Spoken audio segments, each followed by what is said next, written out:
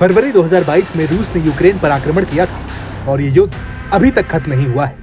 रूस ने यूक्रेन की कुल जमीन के 5वें हिस्से पर कब्जा कर रखा है, यानी कि यूक्रेन के 1000 किलोमीटर से ज्यादा की जमीन पर रूसी फौज डेरा डालकर बैठी हुई है। डोनेट्स्क के Donbas, Luhansk, Zaporizhzhia, Kherson, Mariupol, Melitopol, Bakhmut और रोबोटाइन जैसे इलाके अभी भी रूस के कब्जे में हैं।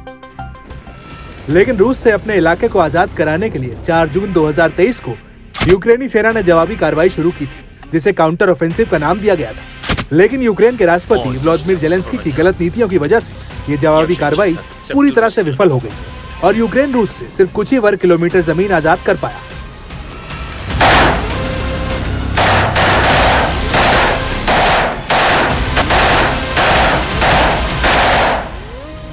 वहीं इस युद्ध में उल्टा सैनिकों के लिहाज से यूक्रेन को तगड़ा नुकसान हुआ है।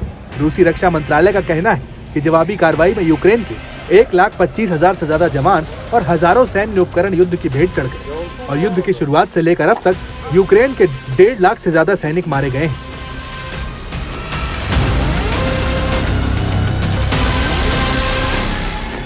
हालांकि इस युद्ध में रूस को भी तगड़ा नुकसान हुआ है। अमेरिकी राष्ट्रीय सुरक्षा परिषद ने अपनी एक रिपोर्ट में कहा है कि युद्ध में रूस को भी भारी नुकसान उठाना पड़ा है। एक रिपोर्ट के मुताबिक यूक्रेन युद्ध में रूस के 36,000 से ज्यादा सैनिक मारे गए। यह आंकड़ा रूस में पुतिन विरोधी समूह ने इकट्ठा किया है। ये लोग रूस में अलग अलग न्यूज़पेपर और वेबसाइटों पर श्रद्धांजलि की खबरों की तलाश करते हैं और फिर मारे गए रूसी नागरिकों के परिवार या सदस्यों से संपर्क करके जानकारी जुटाते हैं। इन समूहों का अनुमान है कि युद्ध में रूसी मौतों का अनुमान 47,000 से लेकर 70,000 के बीच है।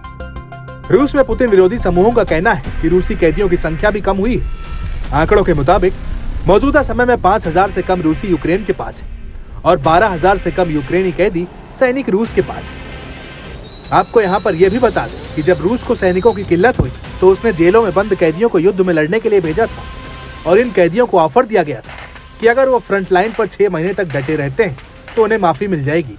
और यही वजह है कि रूस की जेलों में कैदियों की संख्या भी तेजी से कम हुई थी।